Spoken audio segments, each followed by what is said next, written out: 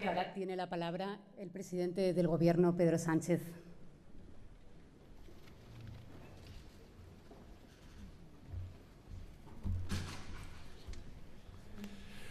Majestad, secretario general de la Otan, Jens Stoltenberg, presidenta del Congreso, Meritxell Batet, presidente del Senado, Ander Gil, presidente del Consejo General del Poder Judicial, Carlos Lesmes, presidentes del Gobierno, Felipe González, José María Aznar, José Luis Rodríguez Zapatero, exsecretarios generales de la Otan, William Claes, Javier Solana, Lord George Robertson, Anders Fogh Rasmussen, vicepresidenta, ministros, ministras, alcalde de Madrid, embajadores permanentes de la Otan, embajadores y jefes de misión acreditados en España, autoridades, señoras y señores, hoy estamos celebrando y recordando una fecha muy especial para nuestro país.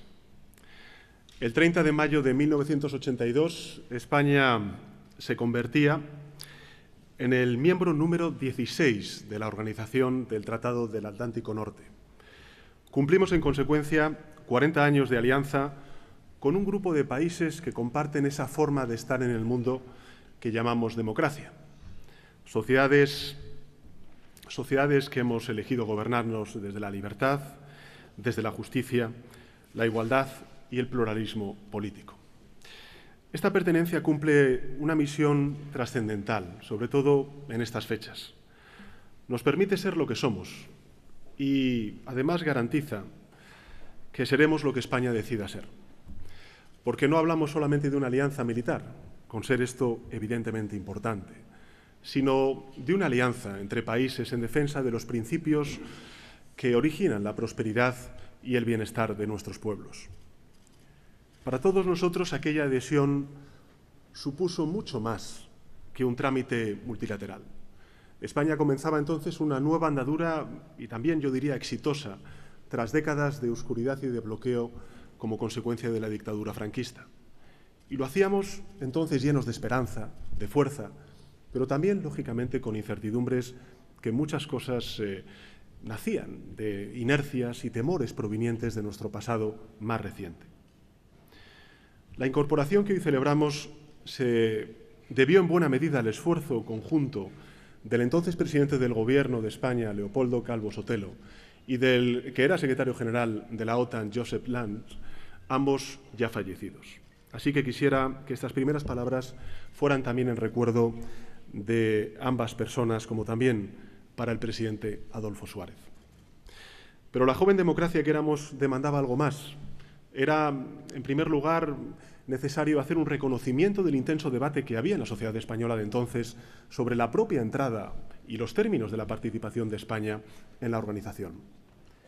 Y fue el presidente Felipe González el que, con valentía, con coraje, asumió el reto, planteando a la ciudadanía la conveniencia de permanecer en la Alianza Atlántica mediante un referéndum consultivo.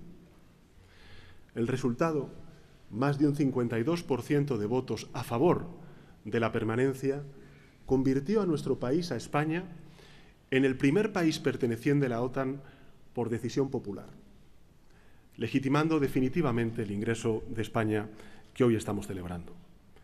España quiso decidir por sí misma y lo que decidió fue algo muy sencillo, y es el regreso de España al espacio natural al que pertenecía en el orden mundial.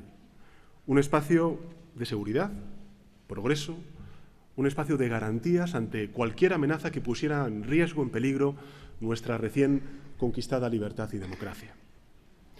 Posteriormente correspondió al Gobierno de José María Aznar dar un paso también muy importante a favor de la integración de España en la estructura militar de la Otan.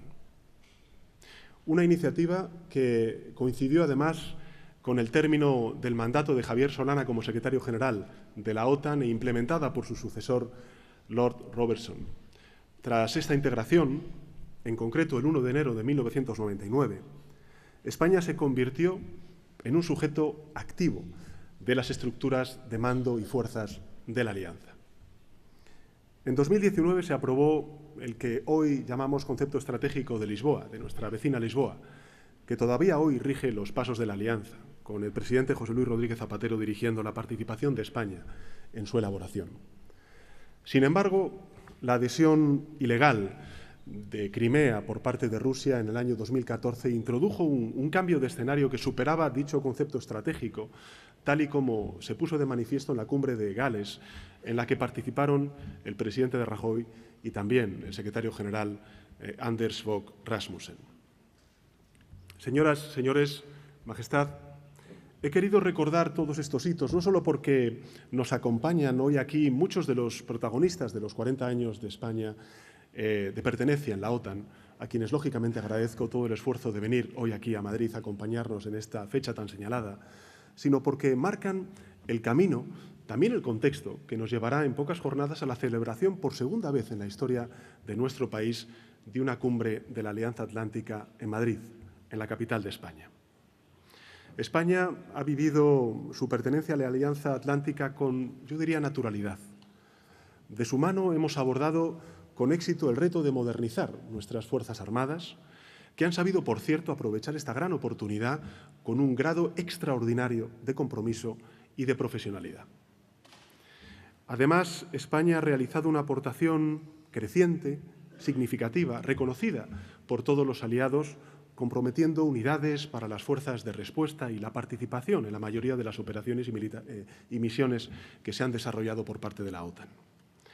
La Otan también nos ha ayudado, sin duda, a cimentar la relación de España con el mundo occidental y, en especial, con un vínculo transatlántico que se ha devenido, diría incluso, aún más importante en estas fechas, con Estados Unidos en consecuencia y también con Canadá.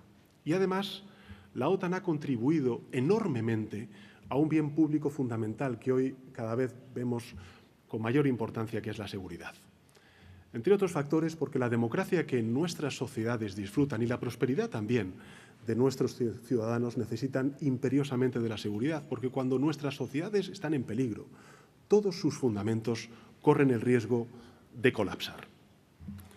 Así, por desgracia, lo estamos comprobando con extraordinaria crudeza en estos últimos y trágicos meses. Nos enfrentamos al que probablemente sea el mayor desafío para la Otan en su historia reciente. También lo es para una organización tan importante para España como es la Unión Europea y, en definitiva, para el orden internacional que construimos todos juntos después de la Segunda Guerra Mundial. Las atrocidades cometidas en la guerra de Ucrania, la brutalidad y la destrucción y la muerte injustificable de víctimas inocentes nos obligan a condenar, en primer lugar, sin paliativos, las acciones del presidente Putin, que suponen una violación flagrante del derecho internacional. Pero Putin es evidente que no va a lograr sus objetivos, porque todos los aliados le hemos demostrado, y lo vamos a seguir haciendo todos los días que dure esta guerra, que nuestra firmeza en el apoyo a Ucrania es inquebrantable. Desde el principio ha quedado claro que la unidad y la cohesión entre aliados es la mejor arma de disuasión de la Otan para impedir una escalada del conflicto. Desencadenar la guerra es la única forma que ha encontrado Putin para frenar las legítimas aspiraciones que tienen sociedades como la ucraniana de avanzar hacia la democracia, el Estado de Derecho, el respeto a los derechos humanos, la solidaridad y la paz. Y lo ha hecho por una única razón, y es porque la amenaza que representa la democracia para su propio régimen autoritario es realmente lo que le preocupa. Por eso, frente a los enemigos de las sociedades abiertas, como las que defendemos los aliados de la Alianza Atlántica, debemos acertar en nuestras decisiones y en la definición de nuestro futuro más inmediato. El primer paso, sin duda alguna, es preservar la unidad de todos los que creemos en la democracia, en el Estado de Derecho, en el orden internacional basado en normas que protegen aquellos principios tan elementales como son las libertades civiles y las libertades políticas.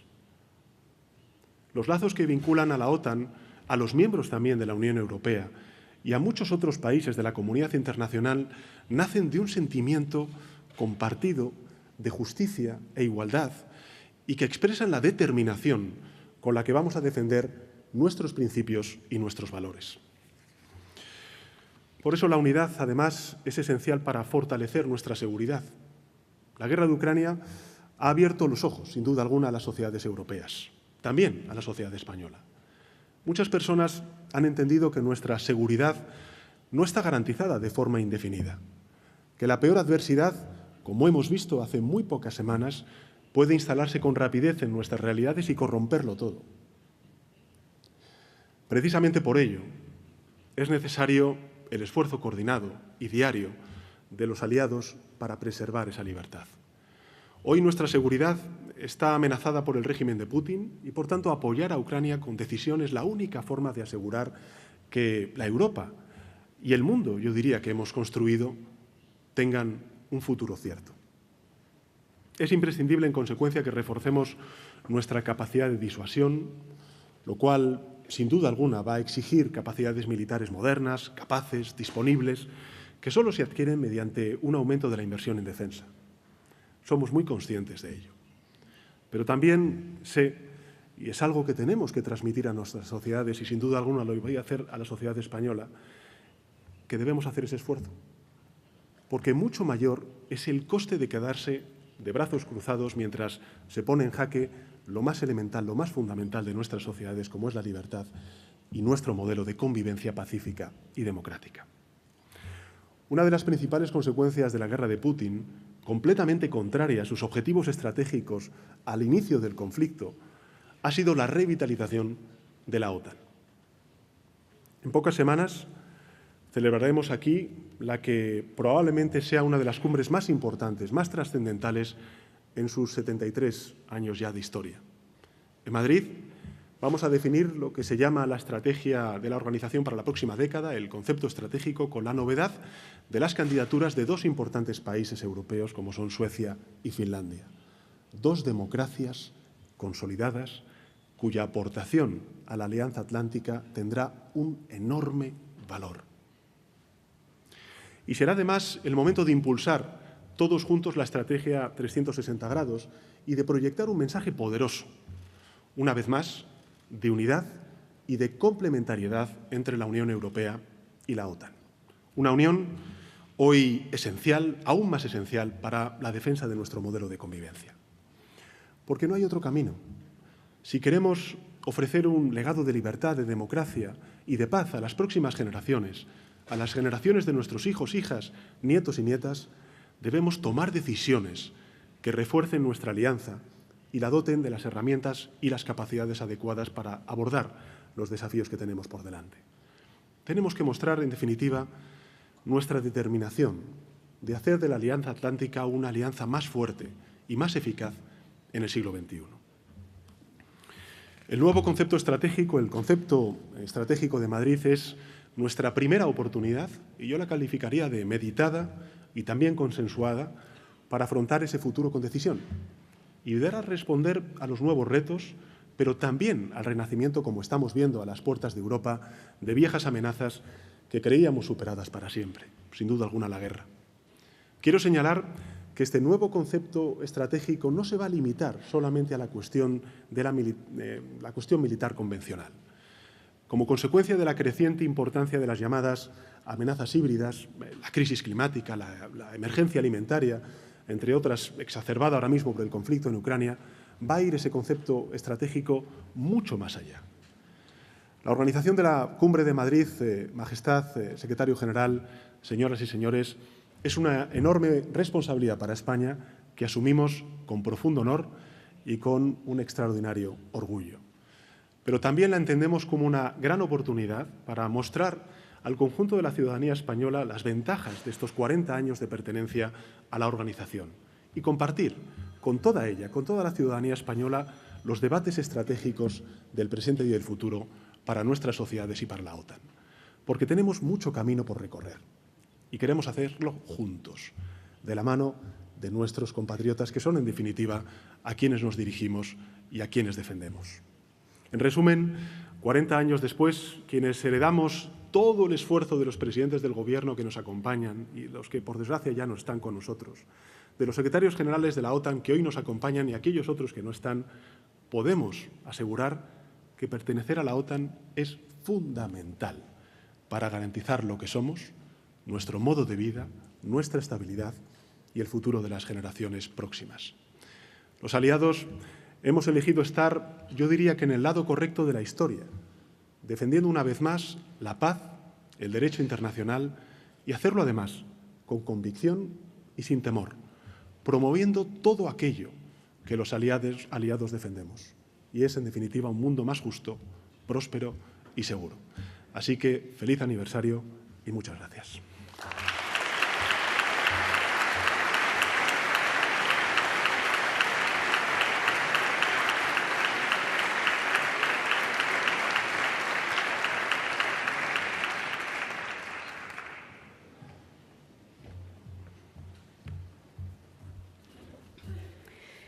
It is a great honor to have the Secretary General of NATO amongst us. Please welcome Mr. Jens Stoltenberg to the floor.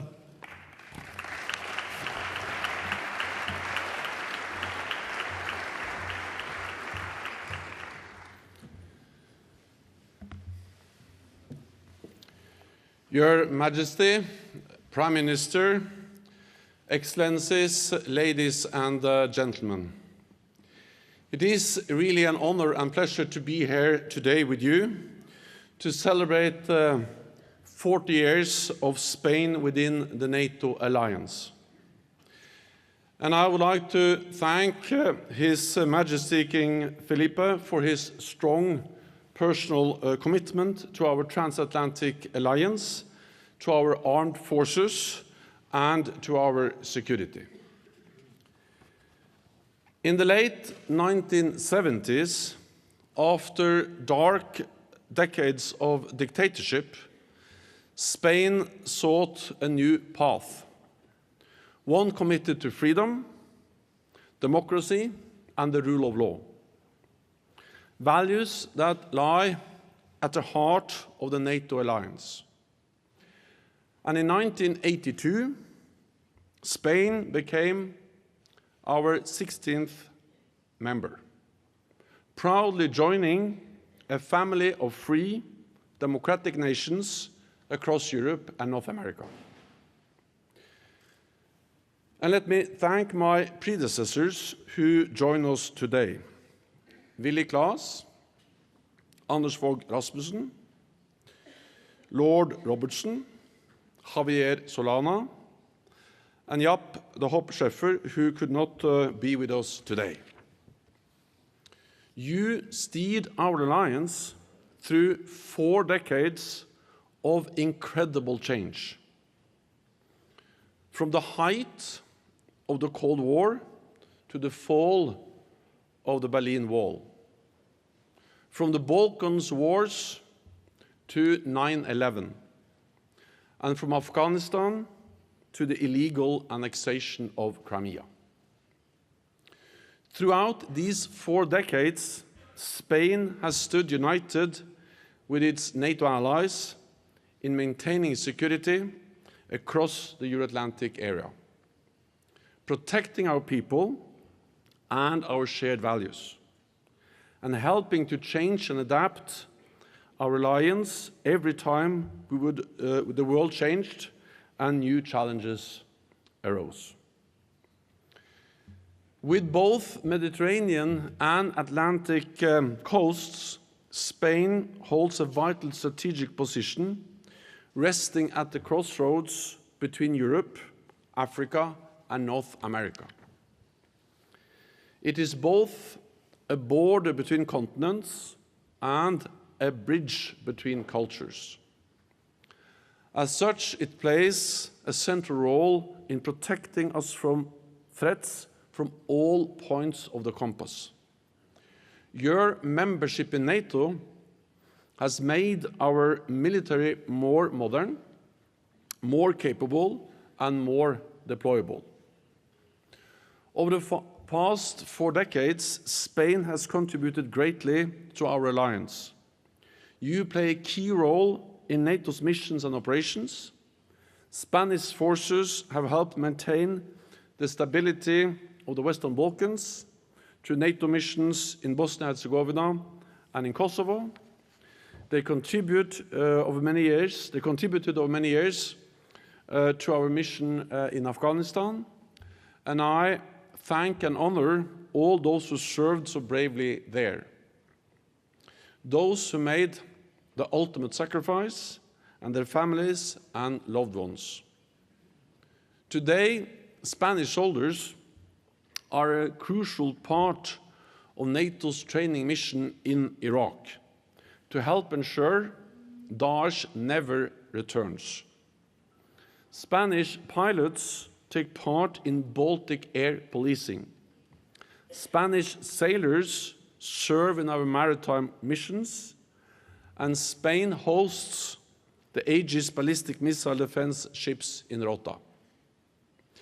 This shows that together we are ready to defend every inch of Allied territory from any threat, from any direction. Whenever I have met with Spanish service women and men, I'm always impressed by their dedication and professionalism. I met some of them recently with Prime Minister Sánchez when we visited NATO's battle group in Latvia, serving alongside Allied forces from both sides of the Atlantic. NATO solidarity in action. And therefore, I would also like to thank Prime Minister Sánchez for his personal leadership within our alliance. Pedro, your commitment to transatlantic security is and remains vital. And also many thanks to your predecessors for their support of NATO over many, many years.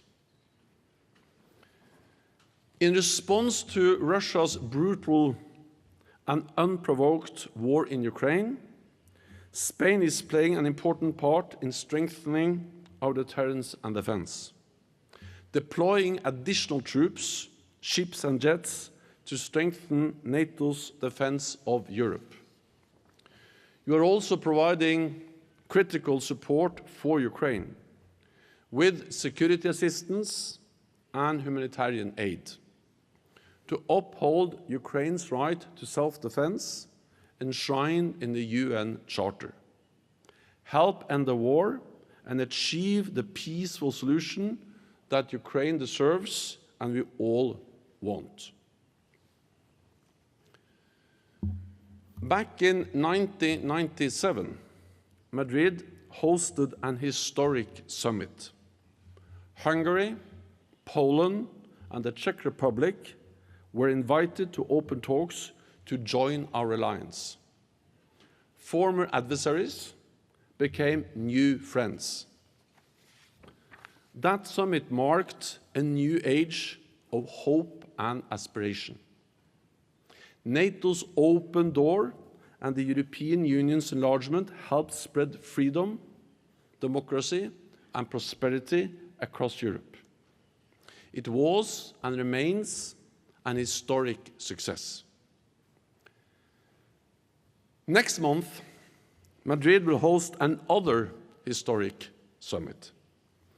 This time, however, the context is very different.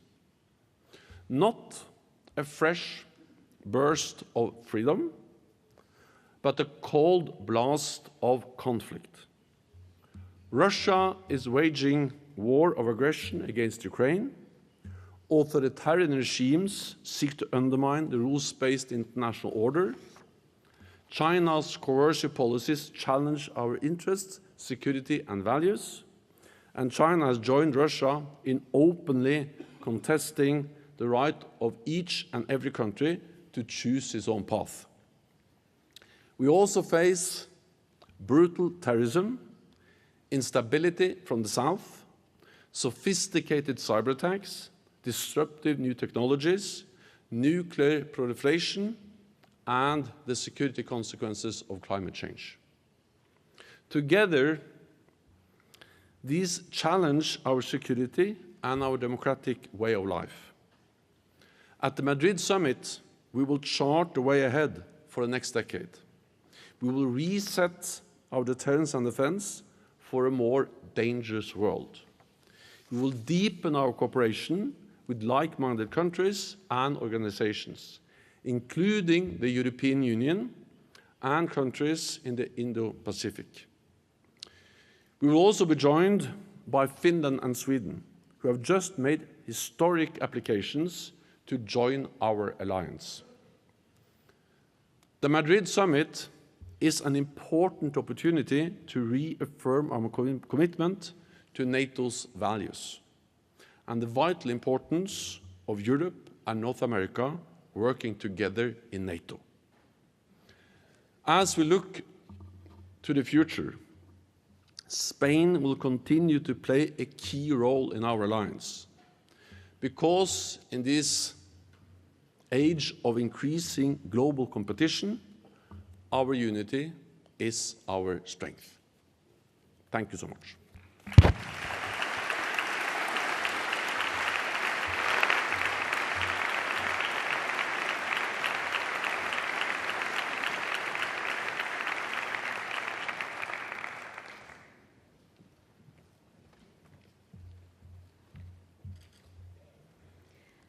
Now it's my honor to invite the secretaries to the stage.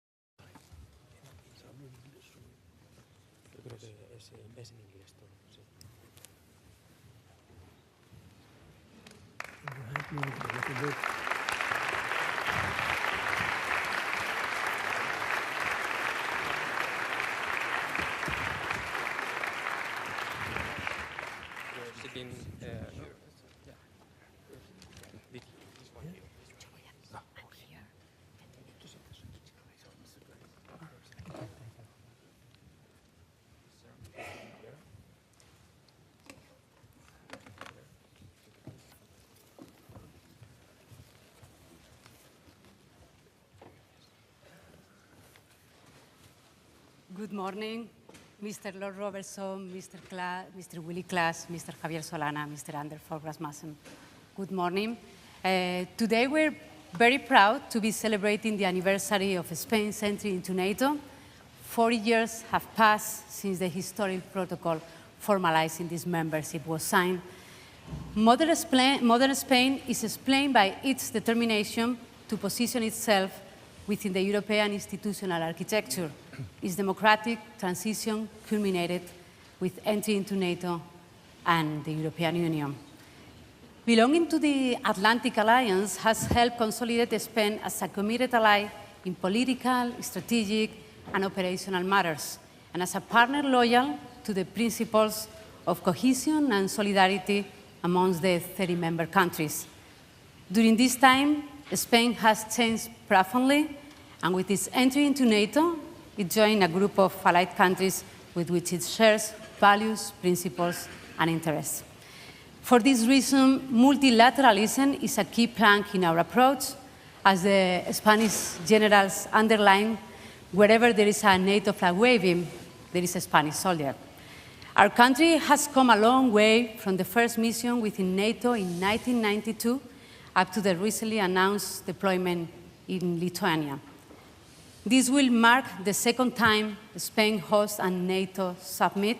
The first was in 1997, while Mr. Javier Solana was Secretary General, and now we're proud to be hosting a summit at such a crucial historic moment for our democracies, a transcendent summit, as the President Sánchez just mentioned. And today we have managed to bring together some of the main protagonists of these last 4 years in NATO to hear about your experiences in office as former Secretary Generals. So please, Mr. Willy Klaas, in office from 1994 to 1995. I would like to hear you about your reflection of this anniversary.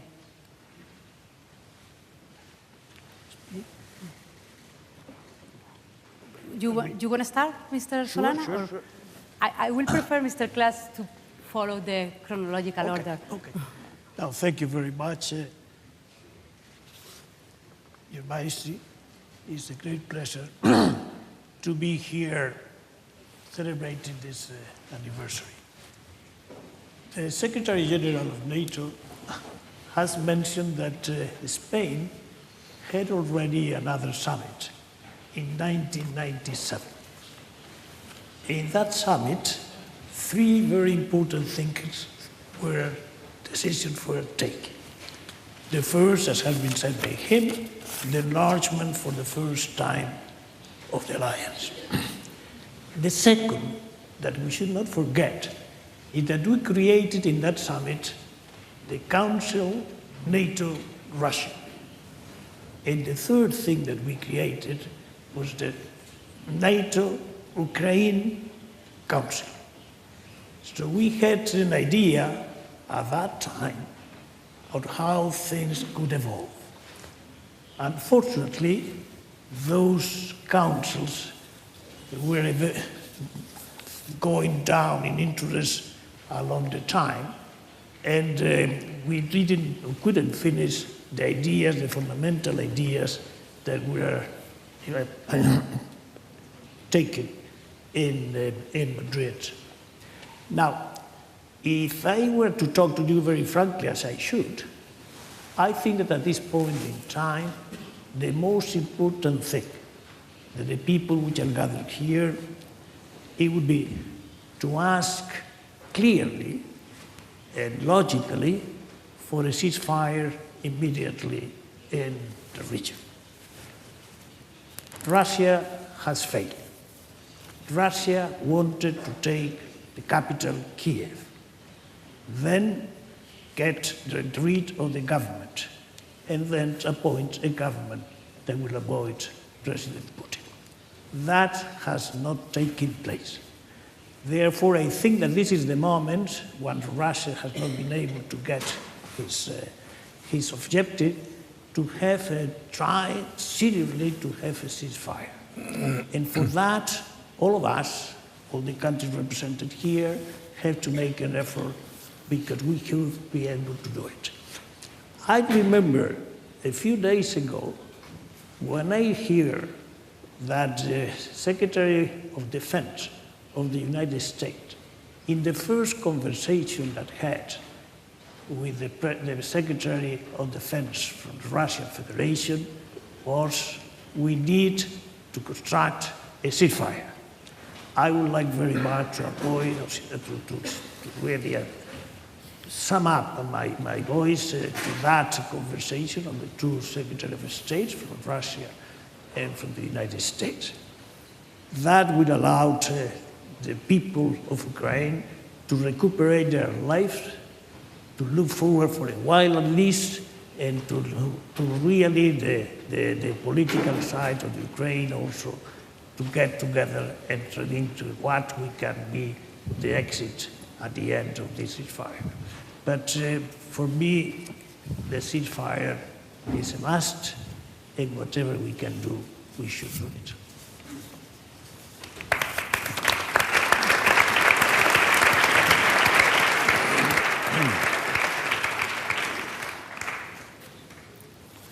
Please feel free to continue. Okay. First of all, congratulations, Spain. Congratulations, NATO. During my mandate as Prime Minister of Denmark and Secretary General of NATO, I worked closely with three presidents of the Spanish government, Aznar, Zapatero, Rajoy, and I appreciate very much your unwavering support and your commitment to NATO missions.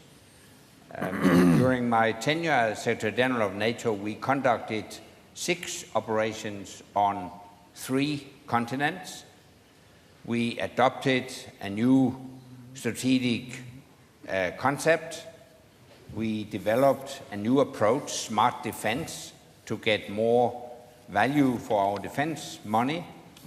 We prepared a readiness action plan to strengthen our territorial defense in the East, and we decided that all allies will live up to the 2% target before 2025. And under current security circumstances, that is more necessary than ever. We made NATO fitter, faster, more flexible. That's exactly what we need now. Russia's unprovoked attack on Ukraine has taught us that we cannot take freedom and democracy for granted. We will have to fight for it. And the Ukrainians have the will to fight. We must give them the means to fight. Heavy weapons, and we must stop the financing of Putin's war by a complete stop to import of Russian oil and gas. If the Russians stop fighting, we will have peace. If the Ukrainians stop fighting, we will have no Ukraine. So the Ukrainians are fighting on behalf of all of us.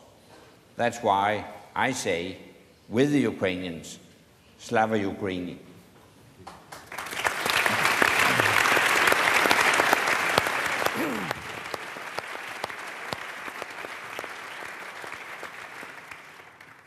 Majesty, Mr. Secretary General, 2 or 3 considerations.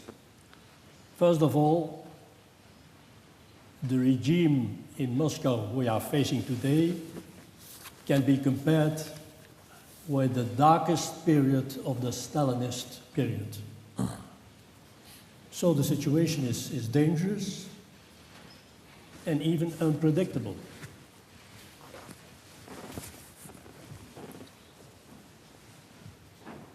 So, conclusion has to be, it is our duty to reinforce NATO capabilities and to enlarge Finland, Sweden, even if this is not, in my opinion, to say it as the French are doing, a petit cadeau. Adding 1,300 kilometers of frontiers in Finland with Russia, Mr. Secretary General, you will face some military and strategic problems in doing so. But it is your duty, and you have to support this. Second consideration, I have the feeling that this conflict will provoke a fundamental geostrategical change in the world. We cannot exclude the risk of a new structure in which authoritarian states are confronted with the democracies. Let us look very attentively what Beijing is doing in trying to enlarge the little coalition of the BRICS. It can be the start of an adversary structure towards the West. So once again, our answer has to be a reinforcement of NATO.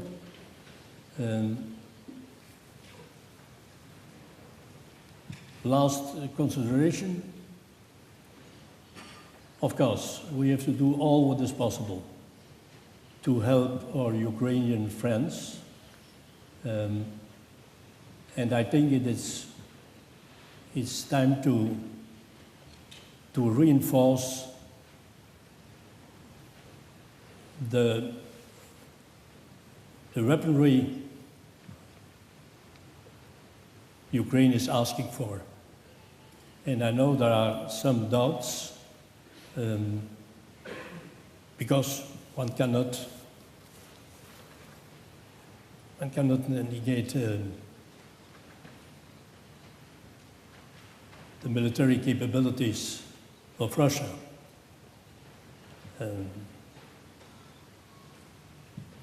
My last consideration, ladies and gentlemen, I think that we are underestimating the evolution of modern weapons in which modern technologies have been integrated. So humanity is facing serious risks. So nevertheless, we are obliged to support the Ukrainians. We have to find a point of contact in which we will discuss the control of weaponry and, in a second step, the disarmament. I think it is inevitable on the moment that we are supposed making big efforts in order to save our climate. But let's not forget the risks we are facing with the combination of weaponry and modern technology. So, thank you.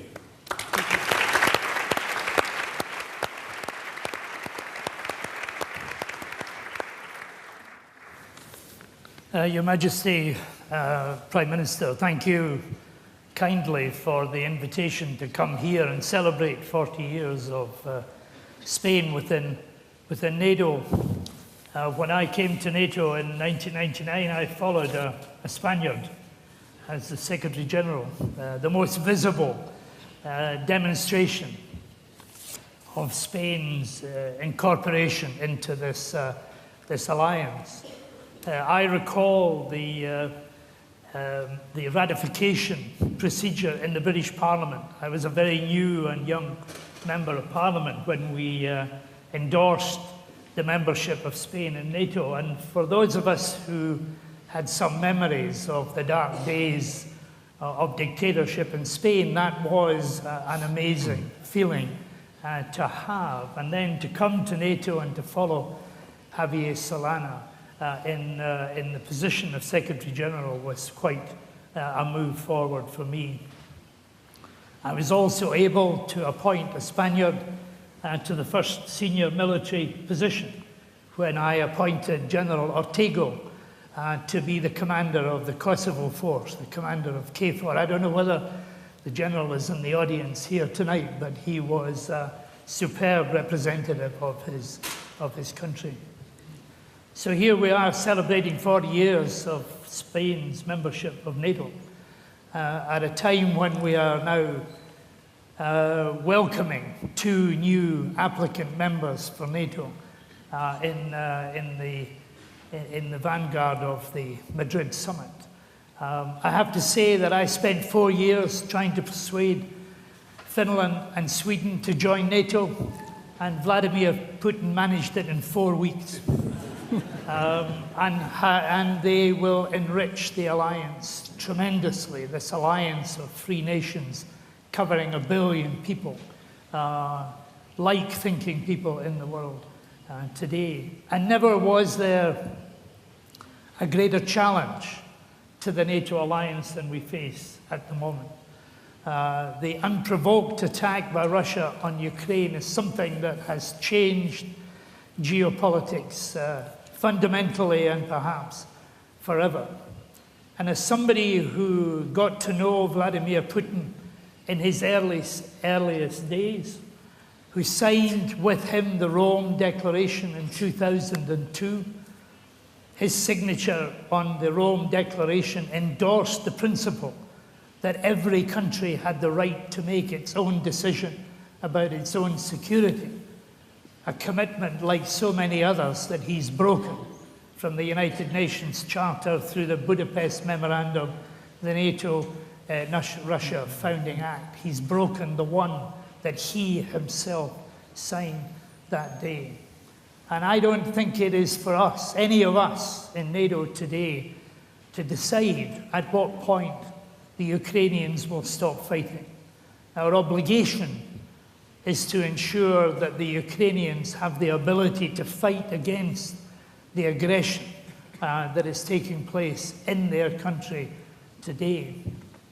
And that is why I endorse the views that have been expressed of giving the Ukrainians the means to fight, the heavy weapons, the training of their troops that is so desperately needed at the moment in order to counter the onslaught of the Russian forces. And let them decide at what point they stop the fighting and start the discussions with anybody else in the world today. Our great alliance of 30 countries, and soon to be 32 countries, is facing perhaps its biggest test, and yet with an absolute resolution that we stand for freedom, for liberty, and the right for countries to make their own choice today.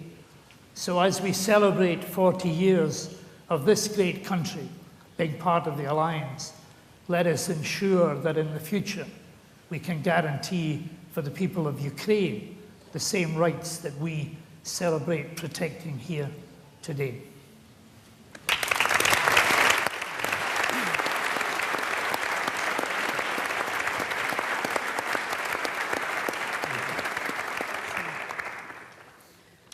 You all agree that this moment is crucial, transcendental, historic, and dangerous also. I know it's hard to do predictions, but based on your experience, how do you think it will evolve? In the short term, at least. I think the biggest risk is a prolonged conflict. And we have to make sure that Putin does not get a success in Ukraine, because he won't stop. If he gets success in Ukraine, next victim might be Moldova, then Georgia, and eventually he will also put pressure on the 3 Baltic states. We have to make sure that Putin does not succeed in Ukraine. And if Russian troops do not leave Ukraine, then we will get into difficulties in rebuilding Ukraine. Because as long as Russian troops in Ukraine, you will still have war, because the Ukrainians will not surrender. That's why actually we have to kick out the Russians from Ukraine to get peace, a lasting peace, and to engage in a comprehensive rebuilding of a new Ukraine. And that's actually what gives me hope, that we have a chance to rebuild Ukraine, not only buildings, infrastructure, etc., but also politically, to get rid of corruption and the oligarch system, to build a new, solid, free democracy. That would be ultimate success. I think that for the European citizens that may be worried and some scared maybe about the possibility of having in Europe an extended war that goes beyond the present war, I think we have to tell them that if that were the case, it will not be, NATO is there to defend us, because the members of the European Union today, most of them, all of them, are members without Austria, the only one, but once Sweden and Finland enter, the whole of the European Union will be part of NATO. And therefore it will be a defense for whatever happens by NATO to the European citizen. So the European citizen may be, if I may say, I'm going to say relaxed, but thinking that they will have be defended by Europeans and by NATO. But I think that the European Union people are concerned not only about the possibility of an attack on their homes, but are concerned about the consequences of the war in their own lives.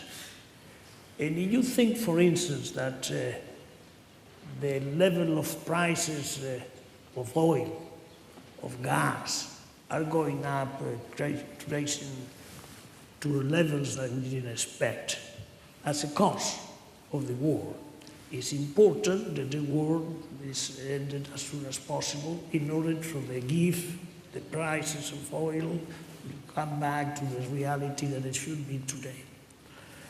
The second thing that I'm concerned about is the consequences of the war outside the European Union. And I'm not thinking on the rich countries of the world, but I do know very well at this point in time the level of hunger in many countries of the world is increasing. Poverty is increasing in the world. And it's increasing because Ukraine and Russia exported around 30% of the food that is eaten in the world. And today, it's not being exported. So the sooner we can get that food, which is in the soil of Ukraine, the better for the rest of the citizens of the world.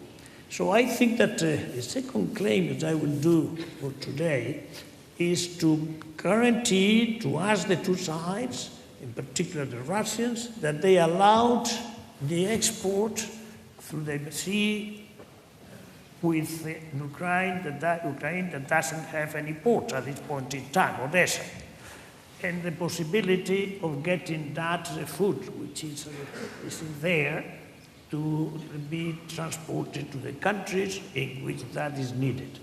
That will be another sign, important sign of what is NATO about. We are concerned about war, we are concerned about those who are fighting, but we are concerned also of the consequences that may have in the rest of the world. And therefore is the most vulnerable of the world people which are suffering now from the hunger. And I think this should be another preoccupation when we gather in this type of meetings, another preoccupation to think about. And I would like very much make a statement on that, in that sense. I fully agree with the comment given by our Danish colleague. So we cannot permit Putin to obtain a victory, because he will not stop there. He will have following steps. So indeed, we have to increase our military efforts for the moment. I know what I've said in my first conclusion. It is in paradox with what I'm saying now, but indeed we have to stop Putin. Afterwards, maybe we can be inspired by the conclusions of the so-called Normandy group. That means that the eastern provinces of Ukraine will be Ukrainian territory, but giving some autonomy and respect for the Russian language, because there is a problem. Let's be clear. Second idea, I know we are speaking NATO, but let me say one word about European Union.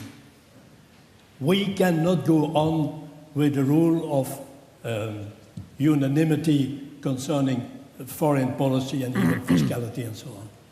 We have to change fundamentally this, so what the European Union is urgently needing is the deepening of the structure and the disappearance of this stupid rule of unanimity,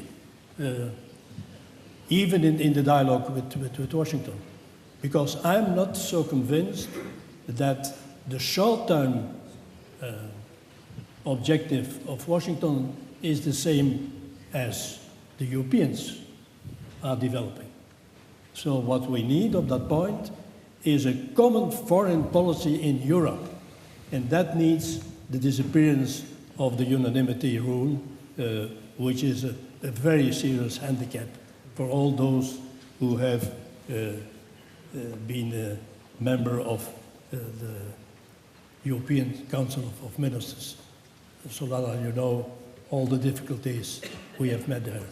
That's my second conclusion. What we need much more than ever is Europe speaking with one voice and acting as one person. That's a necessity. I'm not going to follow that to its logical conclusion because foreign ministers today are meeting in Brussels trying to seek unanimity on an oil embargo. And let us hope that they arrive at unanimity because the pressure on Russia needs to be more considerable than it is today. Of course, we are all paying the price for Russia's aggression. The rise in inflation, the effect on food production, supply chain disruption, all of this has had a dramatic effect. And we have an obligation as politicians, or even those of us who are yesterday's men, to get over the message that that price is worth paying. Because the Ukrainians are not just fighting for themselves, they're fighting for a principle, and that is the right of self-determination and the right of people to live without the threat of being invaded and crushed by a neighbouring country. So there is that obligation to do much more to get the message over. The second thing is that we need also to offer to the decent people of Russia a prospect that after this episode in their lives, there is a role for Russia in the world still to play. The majority of the Russian population are being denied any information about this war, denied even the right to call it what it is, a war. And when the scales have dropped from their eyes and they realize the brutality and the horror of what Russian troops are inflicting upon their fellow Slavs in the neighboring country, then they will realize just what Vladimir Putin has brought to them. So offering them a prospect for Russia in the future is something we need to get across. During the Cold War, we used every mechanism possible to get a message through the Iron Curtain at that time. And eventually people realized beyond the Iron Curtain that there was a better life out there, and these countries are now inside the alliance, inside the European Union. So we need to get that message across to the Russians, that what is happening in their name is unacceptable and something that the world is simply not going to tolerate. In the meantime, a very heavy price is going to be paid for all of us while we continue to give them the moral, financial, and military support that will be necessary for them to win this conflict. Before concluding, the nations of Europe, the European citizens, are living this situation with great concern and are wondering how peace and security can be guaranteed. What message of hope can you transmit to the citizens of the Alliance? Well, the hope that we can express and hope that it will be accepted by the majority of the people is that the world today is very complicated, that we are seeing even the beginning of deglobalization. We may have even the possibility, the drama of having a world decoupled, and those things will be very dramatic, I think, economically, politically. So we have to recreate, to see how we recreate step by step some of the things that we have lost. I may be a classic, or I may be an old-fashioned thinker, but I do think that foreign policy should be based on having all the channels of communication always open. That is what we did, that was what I did, and I'm afraid this is not what is being done today.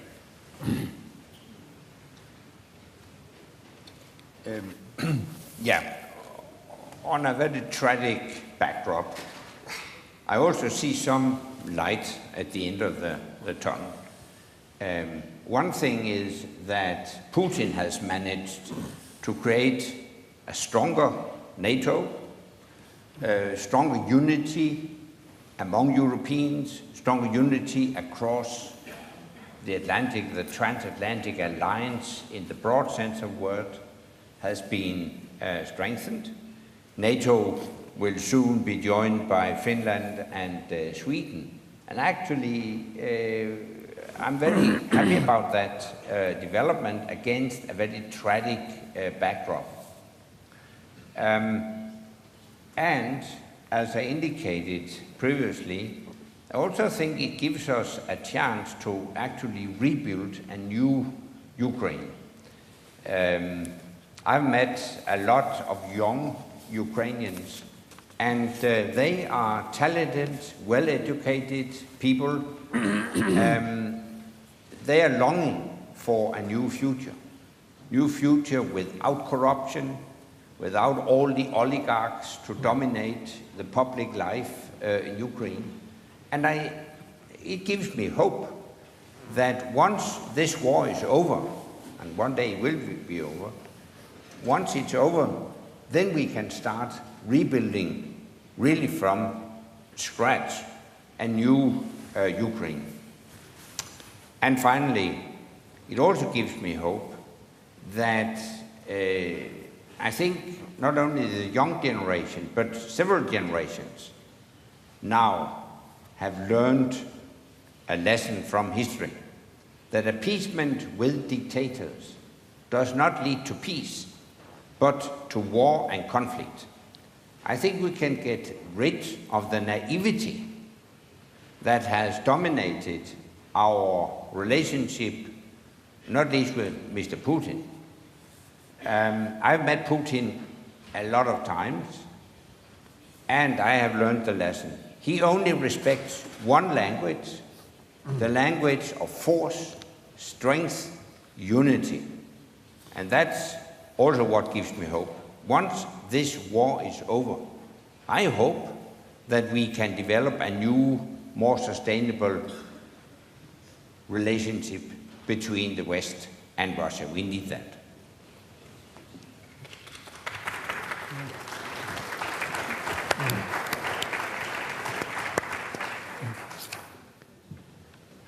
Maybe that I'm going to make some remarks which are less sympathetic, but what is the attitude in the world today towards the sanctions?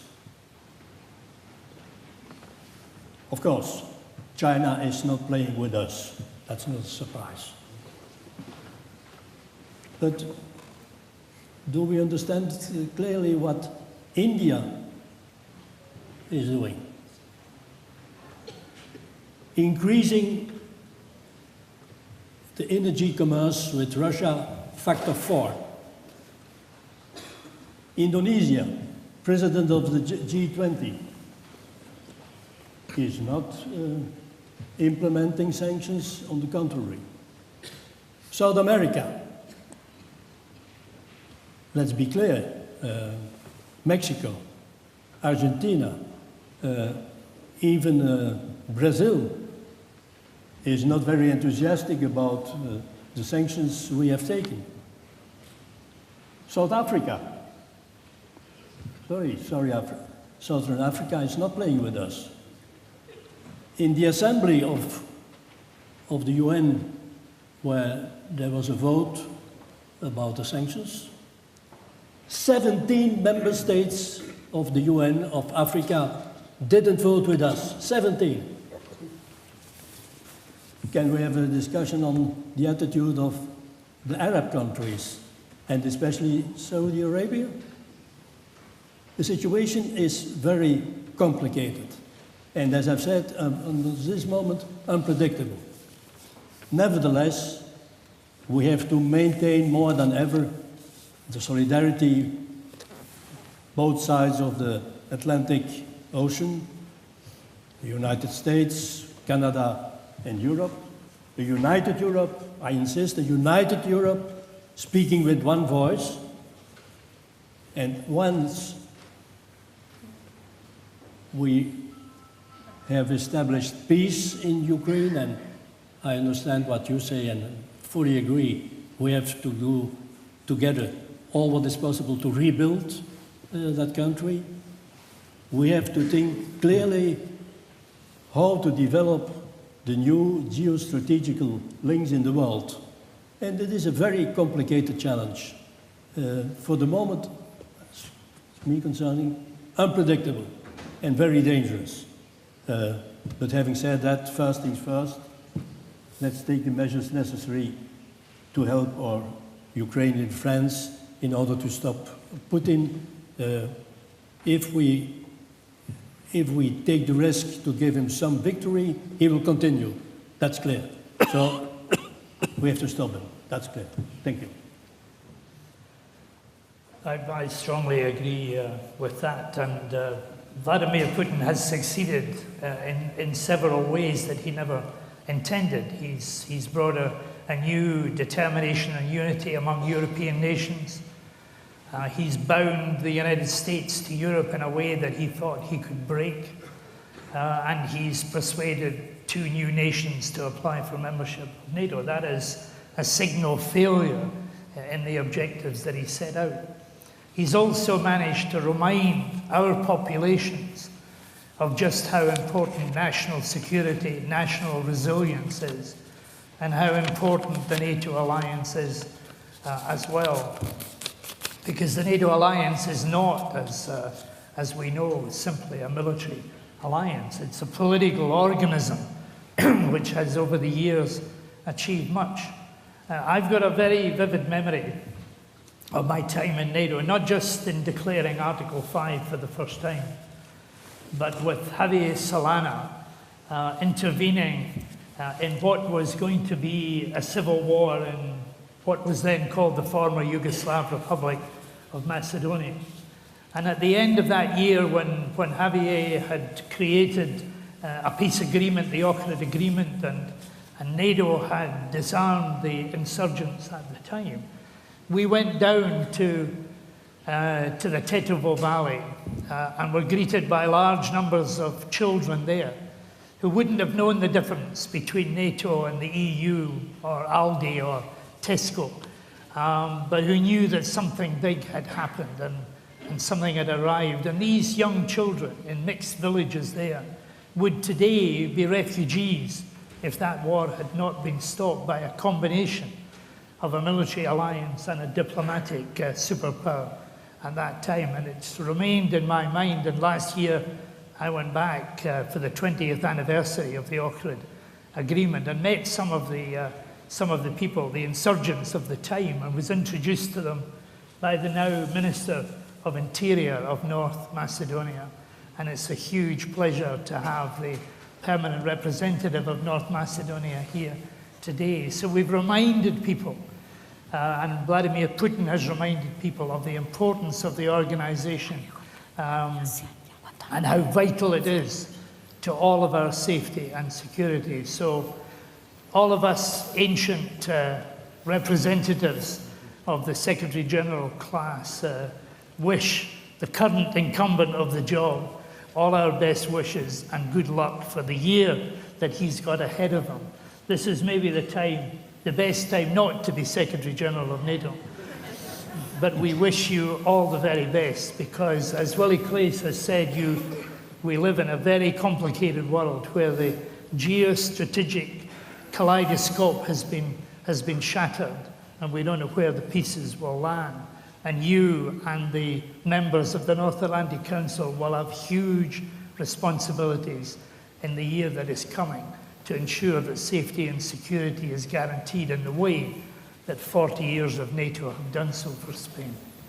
If I may add, let's follow clearly what's going on in Bosnia, where Putin is playing a strange role in Serbia, and one cannot exclude that we are going to new conflicts in Bosnia, provoked by Serbia, which signed a new agreement with Putin last week for 3 following years. So the situation even in the Balkans is still preoccupying. We have some new problems, but some of the old ones are still with us. Yeah. We have to leave the discussion here. It was really very interesting, very exciting, inspiring to listen to you, and I thank you all for participating. Thank you so much.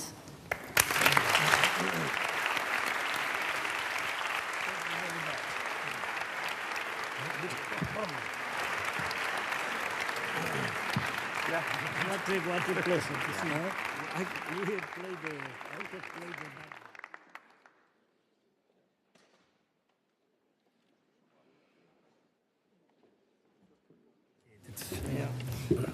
Tiene la palabra Su Majestad el Rey.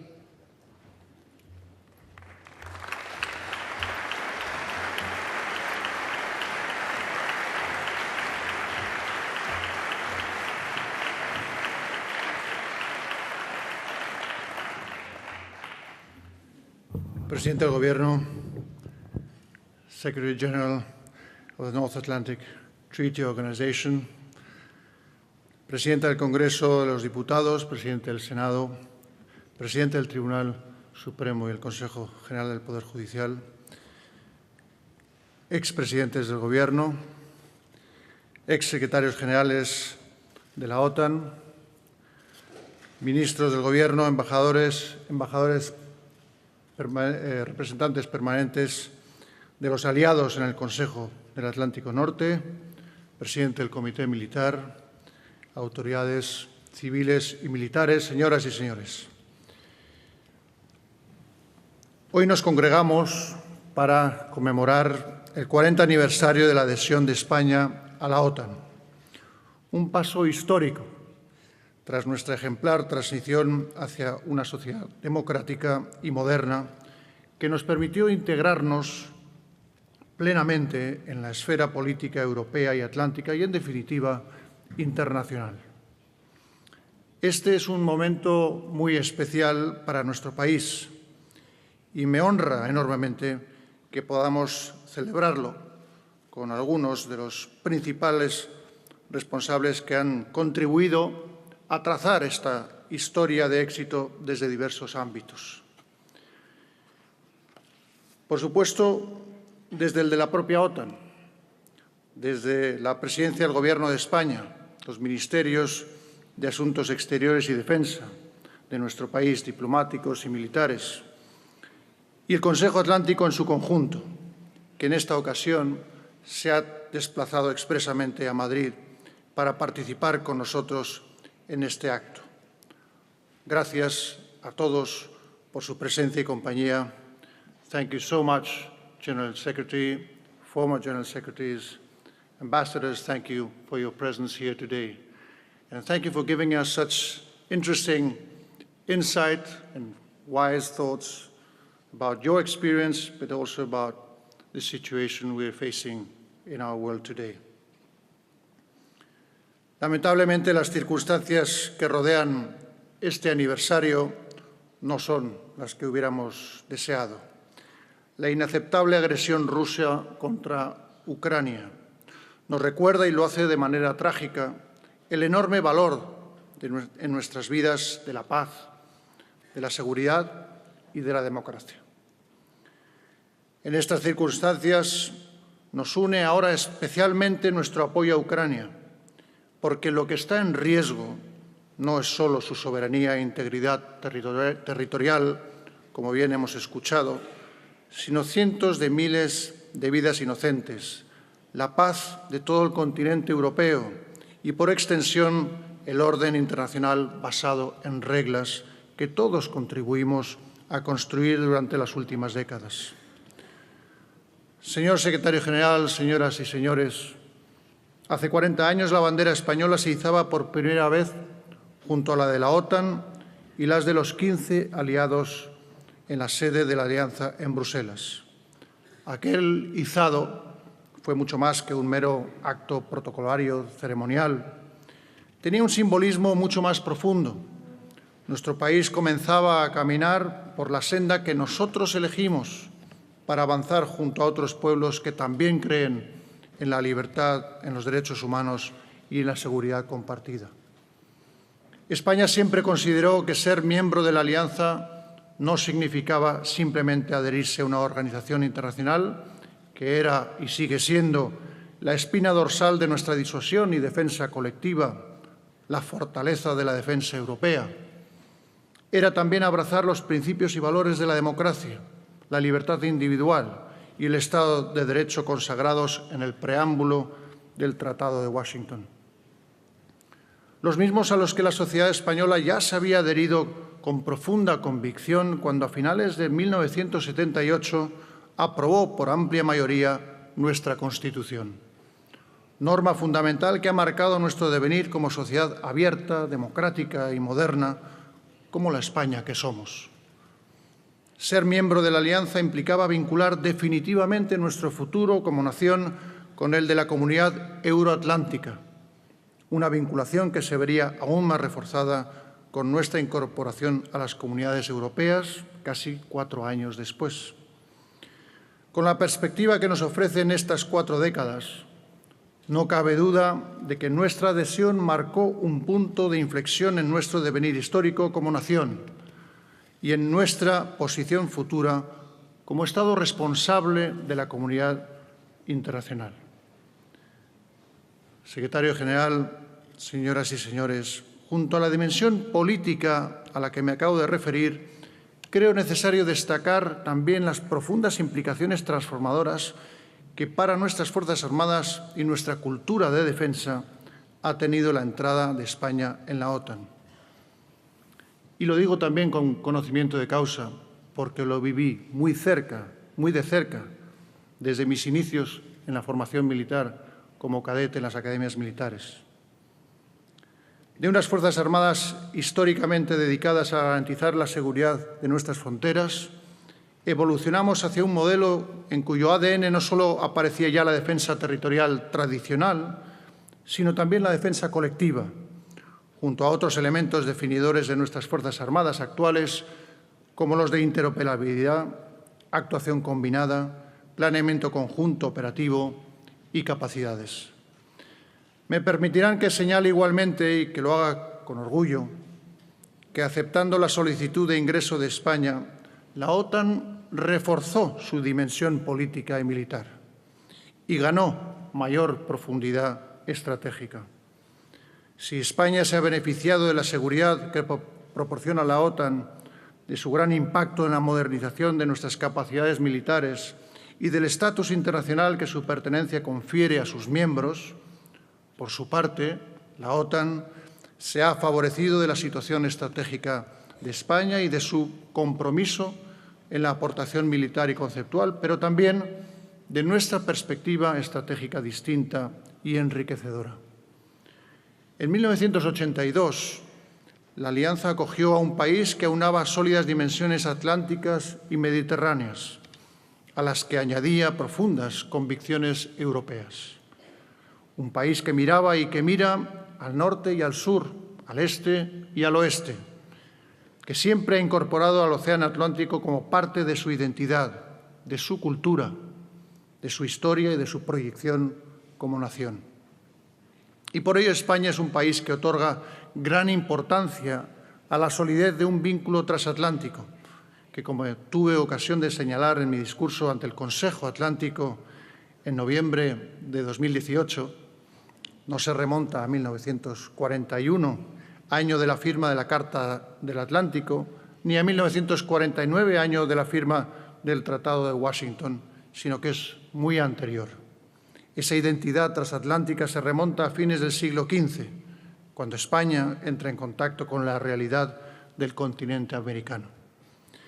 Señor Secretario General, señoras y señores, me gustaría poner en valor ante todos ustedes la participación de nuestras Fuerzas Armadas en las diferentes actividades, misiones y operaciones aliadas en estos 40 años.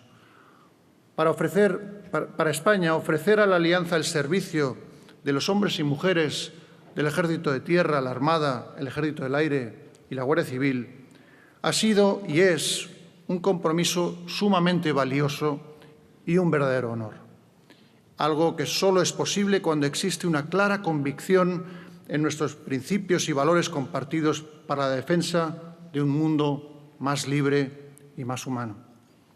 Permítanme aquí rendir también un profundo y sentido homenaje a quienes han dado su vida durante todos estos años, así como a sus familias.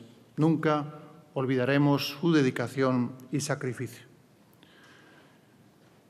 Dentro de un mes, Madrid volverá a acoger una cumbre de la Otan exactamente 25 años después de la que tuvo lugar en 1997 y en la que por primera vez desde el final de la Guerra Fría se abrían las puertas a nuevos miembros.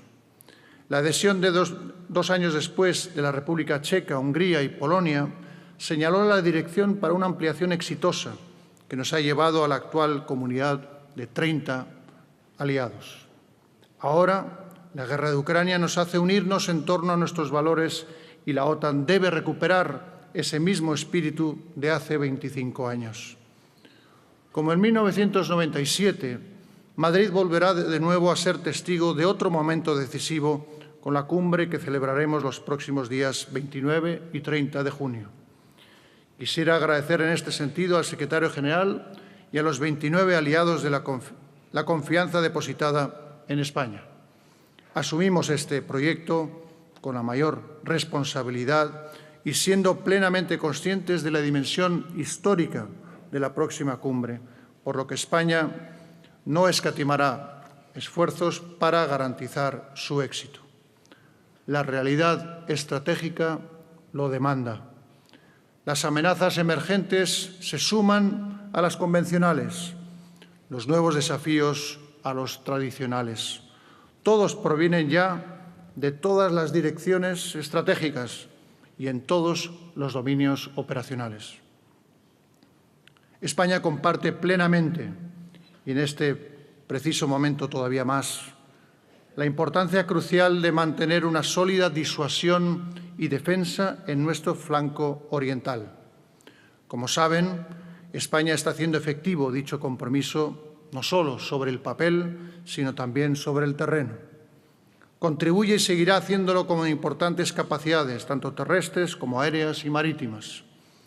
Pero nuestra seguridad colectiva también requiere que la Alianza preste cada vez más atención a los desafíos de la Dirección Estratégica Sur, donde el terrorismo de matriz yihadista amenaza directamente a nuestras sociedades y, además, donde otros actores, estatales y no estatales, que no comparten los valores presentes en la Carta de Naciones Unidas, lo intentan hacer de forma indirecta.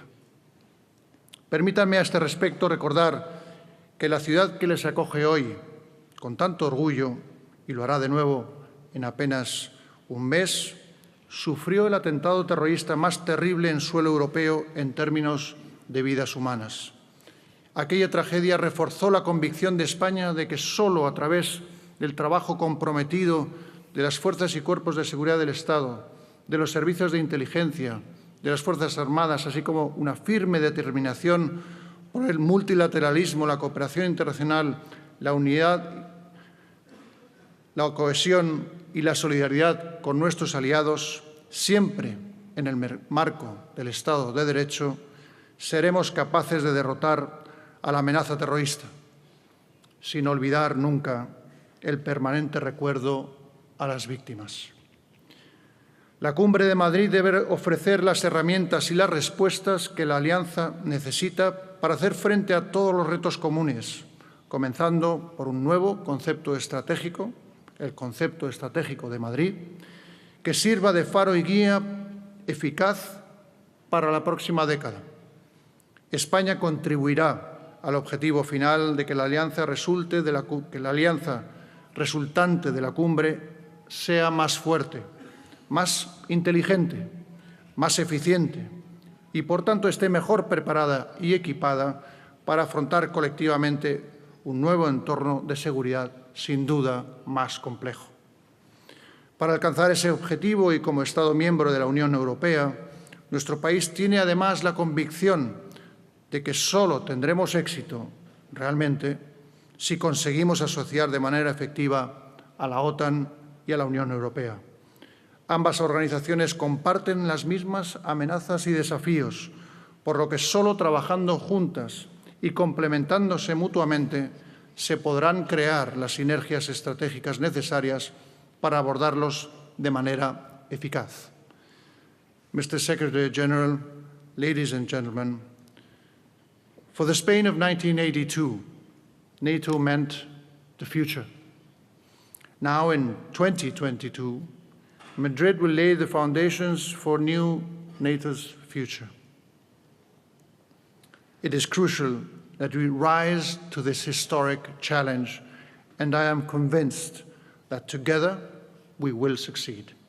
Muchas gracias. Thank you all very much.